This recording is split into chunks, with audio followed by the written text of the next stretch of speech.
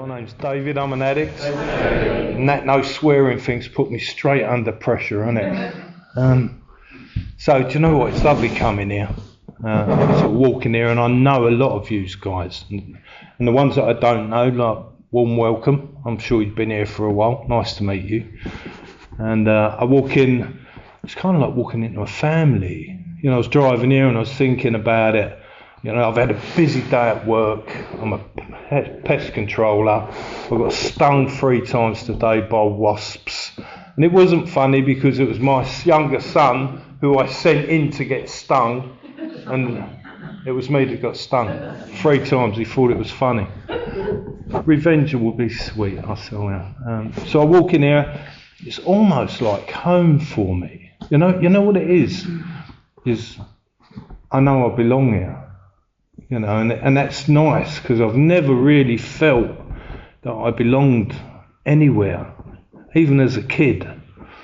And I don't know where being an addict started. I ain't got a clue. I know as a kid I was always had that bit extra in me. You know, like I used to do motocross. So I'd have to do bigger jumps than other people, go faster. If you was going to overtake me, you'd like to get my boot on your front wheel or I'm going to put mud in your face. I was fiercely competitive, fiercely.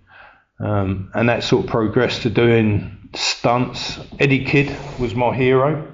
Don't know if you've heard of Eddie Kidd. So I used to go around and do stunts on motorbikes and do crazy, crazy things. And there was stuff that happened to me as a kid, and not good stuff, you know. So like I had there's history of my brother abusing me for 10 years. He was 10 years older than me, and it was heavy abuse, you know, it was serious. Like we all had to share a bed because there was 7 of us in a family in a little 3-bedroom place, and I didn't know that stuff was going on. And I mention that not to say that that's what makes me an addict, because it ain't. Because I know a lot of people who've had that and they don't take drink or drugs. You know, they don't try to kill themselves. And even though I wasn't aware that I was killing myself, of course I was. You know, and that went on for so long, and along with my journey, and it's not everybody's journey, but I was always that naughty, wayward, just wanted to get in trouble, just wanted the attention. And it didn't matter to me whether it was bad attention or good attention. And I quickly found that if I had a fight, or if I went and stole someone's car, or went and robbed a shop, or got chased by the police on my motocrossers, which I used to like doing for fun, that was as pleasing attention as anything was. But of course that caught up with me, that stuff, and eventually what happens is I end up mixing with all the naughty kids. Like, look, you're all in here, aren't you? You know. And that's why I feel at home, you know, the naughty crowd, the people that look for them people. I seem to attract them like a magnet. I could be the only bloke on a train and it will stop in the middle of nowhere and one will get on the train and come sit next to me. I'm that man. And that's happened loads of times. And I never had any plans or designs to become a drug addict. That was not on my agenda. Tell you what was going to happen to me, I was going to be a world championship motocross racer, and then time I was 30, I was going to have sold millions of albums as the greatest rock star that ever walked the planet, and people would adore me as I walked out on stage. And guess what, that never happened. So I end up mixing with the wrong crowd. And I hear this story all the time, you know. And I guess I'm easily swayed, I'm easily led. So I'm knocking around with 19, 20-year-olds. I'm 15, 16. But I didn't get caught up in the drugs thing. I liked the naughty stuff that they was doing. They was all doing drugs. But the truth of the matter is I'm a scaredy cat. I can do all this extreme stuff, but I think my parents and that had drummed into me about the dangers of drug, and we had this. So my dad was a villain.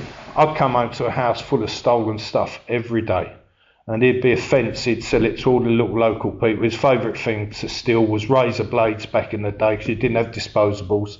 Everybody needed razor blades. You get a lot of packs of Wilkinson swords in a 40-foot Arctic. Batteries, because they was untraceable. Everybody needed batteries because there weren't no plug-in stuff. And the other thing that he loved was anodyne tablets, because everybody had an headache. And he could sell them. And I'd come home sometimes from school. My school was only 10 minutes up the road. And I'd bring a mate home from school for lunch. And I'd have this code where I'd knock on the front door. And depending on the reply I got back would be whether I can go in the front door or whether I had to go round the back and into the kitchen, because we had to keep everybody out the rest of the house, because all would be full of stolen shoes or batteries or whatever it was. And that was the life that I grew up with. And to be honest with you, it was kind of exciting. We had parties every 2 weeks, but I was like the boring bloke at the party. You know, even as a kid, I'd go to bed early. So drink was never my thing. I tried it and tried it and tried it. It was never my thing. And I did get drunk a few times. It was never my thing. And I started off with cannabis at 13. And it made me sick, scared me. My mate made me take it. It was his fault. And so I never tried it again until I was 17. And I was into fitness as well. So like I say, I was racing motorbikes, I was doing boxing, so I used to go running, that kind of thing. So being a drug addict was never on the agenda. And the local fence, guy called Roy Robinson, now he was an addict. He looked like John Lennon. So he had these little glasses with long hair and a bit of a ponytail, and used to wear hush puppies and jeans, and he'd slip it around, you know, in his moccasins. And he used to buy a lot of stuff off my dad, and he used to carry a little tobacco tin around with him. And I remember catching him with it once, and it had a little glass syringe in there, and that was his thing. And I was talking to him about what it was. And I've got to tell you, he was a lovely bloke.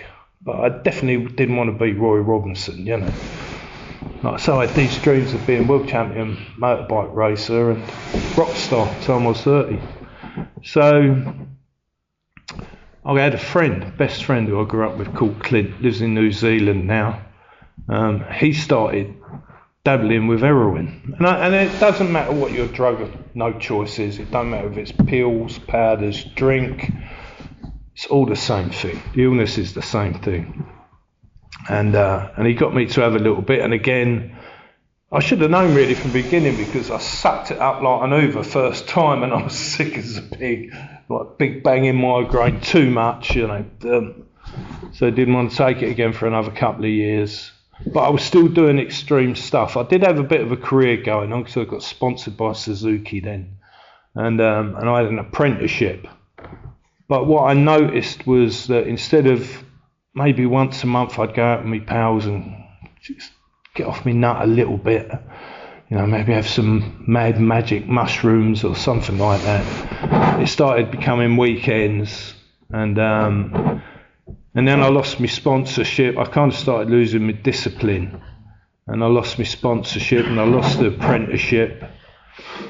And my mate Clint went, have a bit of this. You know, this is the second time around. The first time, it messed me up. I'm trying not to swear because I know you're recording it. It really messed me up. The second time I had a little tiny bit, and I'll tell you what it did for me. And it was the first time anything had ever done that for me. So it made me go, oh.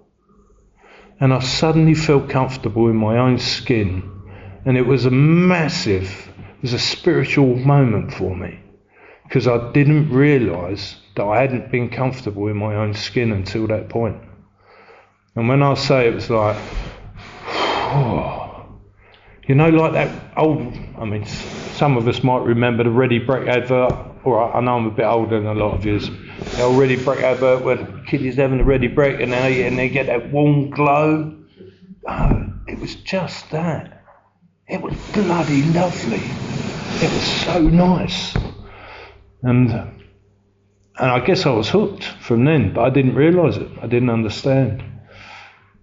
still had this little notion in the back of my head that I want to be world champion motorbike racer, even though I'd lost my sponsorship, and at some point down the road be a rock star. I did have a drum kit in my bedroom, which much to the annoyance of my mum and dad. And but what happened was, them times of when I was taking it once a month, you know, I'd have a $5 worth and make it last 2 days. I split it into 2 and I'd have that bit tomorrow, you know. That changed and it became like every weekend, and the $5 worth went to the tennis worth. Bearing in mind, I'm talking about for 2003. I know it's a bit different in the game now and prices have changed, but that's what it was when I was there. And then one of my friends started injecting it, and so he said, if we buy it together, you can get more for cheaper. So I did, and he wanted me to inject too, but like, I'm a scaredy cat. I'm not a leader in that stuff, so I watched him. He's my best mate for years. We'd grown up in school together. I loved this bloke. His name was Herbie. I mean, I've got a motorhome, and that's called Herbie. I still adore this guy. He's my soulmate, you know. Anyway, he started injecting, and I was watching him, and he still worked, and he didn't really seem that screwed up. Every now and then we'd still go out to discos, and he was a good-looking guy, massive long blonde hair, and he could shake his tush. He could always pull a girl. Like, it was funny, and so I decided to let him inject me one day, and wow, that was the worst thing I ever did. I've got to tell you, it terrified me. And in a way, that's a good thing, because what that meant was that the rest of my using career, I was scared of needles. I had such a bad thing with it, and I won't go into the details of that because most of us know what that looks like. But they brought me round, and it still didn't stop me carrying on using. I just changed how I used. So straight away, the insanity is there. You know, like if you'd had the experience that I'd had first time round, any normal sane person would go, whoa, hold on, you know, I nearly died there, let's not do that again. But I didn't. I was calculating. I said, right, I did it that way. So what was I got too much too soon. But if I do it a little bit and administer it in this way, I can control it. And off I was running. And it was just like that, and before you know it, I'd lost everything, wasn't interested in anything. Prison sentences started to come, and I know that's not everybody's story, but it is mine, because I was into petty thieving, and I've got to tell you, I'm the worst petty thief in the planet. I'll run into B&Qs and take 3-foot chainsaws in big white and orange boxes, 2 at a time, and wonder why they see me walking out the door. I think I'm invisible. I'll go up and take that 50-inch telly out the shop window and then wonder why security's chasing me down the road. I'm insane. I'm driven. And I'm driven by this obsession that's going to get me. So what I didn't know during all this time was, and I tried lots of different ways to stop, because I knew I was in trouble at certain times, at certain points, you know, and family who loved and cared for me, they wouldn't have me about. So I tried getting married, you know, married my childhood sweetheart, we had a kid. Of course, that just made it worse because that's more pressure. I tried going to different countries when I could buttsies, and travelled around Europe, and I kind of sort of managed to hold it down while I was away, but when I come back, I'm full on. And I've got this little thing in my head it's called the head of denial, that says to me, I'm not ill. There's nothing that wrong with me. There's nothing that's going on with me that I can't stop myself. And do you know what? I pursued that thought for 21 years, and it took me to terrible places, you know, some really dark places. Using with my daughter, me and her mum had split, and I'd fallen off a roofing because I was stoned off of my nut and smashed my leg to pieces. I was on crutches for 5 years, and I had to push her around in a wheelchair, hopping about on one leg, using the wheelchair, the pram as like a thing to keep yourself going, and I'd go stealing. out of like Tesco's and all that, and get chased down the road. You know, my little daughter, stuff stashed underneath her, all that kind of thing. It was just awful stuff. I used to take her out. I lived in Essex, and I'd take her out to this place called Ilford in the middle of the night, 2-3 o'clock in the morning, scoring my gear. By then I'd got a little car, an automatic car, because I couldn't do a clutch pedal at the time. And I'd leave her in the back of this car while I got in with strangers and drive around for like maybe an hour, and she was like 3, 4 in the back of a dark car. Just thank you, yeah. So I'd been to numerous treatment centres over that time. I'd spent 14 months in one. I'd spent 9 months in another. I trained to be a vicar. Don't laugh. No, come on. I did. I had a spiritual epiphany, a divine inspiration when I was on holiday in detoxing with my wife at the time in Greece. I saw a little flower. It turned out it was the only flower on this dirt road leading up to this restaurant. I'd been in withdrawal for 9 days under the shower, being sick and pooing myself, and she tended me, like so lovely and sweet. She didn't leave the place, and the first day I got out, we saw this flower, and I picked it. It was so beautiful. I picked it, I took it to this restaurant, and asked them what it was, and it was called a margarita, and my wife's name was Margaret, and there was the epiphany. God had spoken. So I decided I needed to go to a treatment centre, and it was a Christian-run treatment centre, and I got right into it. And you know, like, this isn't a religious program. I'm still not religious. I do my thing for my power greater than me, whatever that looks like to me. Yours can look like whatever it looks like for you. And that's the wonderful, most inviting thing about this whole book, is where it says you can choose the power of your own understanding. So it don't matter what race, creed, colour or anything you are, whether you're male or female, whatever, you're invited in and you're welcome. And I think that's incredible about this.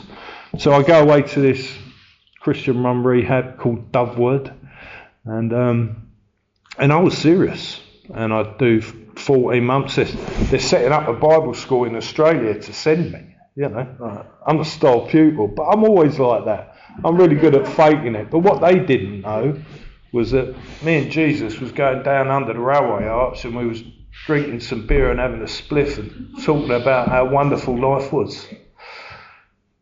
Eventually I get to this place where I'm back at my mum's house. My last 2 years of using in some ways wasn't as terrible as the previous ones, because I started selling. So I had plenty. I had money. I didn't have to go to work. I did a lot of fishing. I like fishing. Bought myself a lot of camouflage stuff so you couldn't see me amongst the reeds. I get people come and meet me over the fishing lake so I could see them coming if they wanted their thing. And I did that for a couple of years and thought that was the problem. That's the problem. It's not that I'm an addict. I just ain't got enough gear. If I get loads of gear, it's going to be all right. But it wasn't. It wasn't all right. And I had loads of gear and loads of money and still wasn't all right. And eventually that brings its own kind of drama. And, you know, CA in the beginning used to be one for war stories, and we've all got one or two. And I'm not going to go into it, but whatever happened scared me enough and chased me into these rooms. And I never come voluntarily. I just went into a treatment centre that was kind of had a 12-step program. I've got to tell you guys, right? And I love a lot of yous. You're my brothers and sisters, and we trust this path together. And I watch a lot of the service you do, and I've got utter respect and admiration for you guys, from where you've come from to what you're doing now for yourself and other people in your family. It's amazing. I didn't like any of you when I walked in that door. I really didn't like yous lot, and I really didn't want to be here, because for me, walking through these doors into a place like this is the admittance of defeat. It's the admittance that I've got nowhere else to go. I've got no more self-resources to muster up or to try and give it another go. And I had to be so busted and broken, even after I detoxed, so I was clean when I got here. And I was at my lowest point I'd ever been. And if I'd have had the courage to kill myself, I would have done. But I didn't. But I didn't have the courage to live either. And what happened was I was forced to come to these places by rules and regulations of places that I had to go to, treatment centres and that kind of thing. Otherwise I wouldn't have come. Thank God they got me to come. And slowly, and Alan mentions it, you work your little magical trickery. There's this little, I come in and I'll talk to one of you, and I'm scared of the rest of you, but I'm going to growl at you so that you're scared of me, but really I'm scared of you. But I'll talk to one of you and you'll start talking stuff that I understand. You talk the language of the heart, you talk the language of addiction and of the hurt and the pain and the destruction and the crazy insanities that we go through. And I start identifying, and then I start believing in one of yous. There's a little bit of trust that comes with that. And then you'll introduce me to someone else, and lo and behold, that's another lunatic that is as mad as I am, you know. And then it turns out that you're all barking mad, which is great, because that's where I belong, you know. And I often say, could you imagine it? We all flopped out of here, and the community went, oh, who are yous lot? And we go, oh yeah, they'd have the police here and everything, and they wouldn't understand or know or see the lives that we've created with the help of the 12-step program and continual service and being, you know, keep doing this stuff of like people getting their own homes and having families and having wonderful careers and that kind of stuff. So you guys sold it to me. And I never thought that would happen. What turned out to be the last chance saloon door for me turned out to be the highway to an amazing life for the last 20 odd years. And don't get me wrong, stuff's happened. And stuff is still happening. It turns up and it's big stuff. Like big stuff, you know, like some threatening to stab me and, you know, people dying that you love and care for, relationships breaking up, all that kind of stuff. It happens. Just because you get in recovery doesn't mean to say that life don't turn up through that door. But what I've learned, and I've had my times where I've had my head in my hands. But in my head in my hands, I've got a phone in the other hand, and I'm phoning one of you lot going, look, listen, this is going on. You know, like my head's up my bum a bit. I'm not thinking about using or anything, but like, can you help? Because one of yous, or more than one of yous, have had that same experience. It can help point me in the right direction. Or sometimes you're just an ear for me to go like, what do I do? There's many times in my recovery where I felt overwhelmed. But there's never actually been one time where I've been overwhelmed. I've just felt it. I've just felt that I've been maybe on my own with something, but when I turn to my power greater than me, and I turn to the fellowship, and I turn to you guys, you're there supporting me, carrying me, helping me through.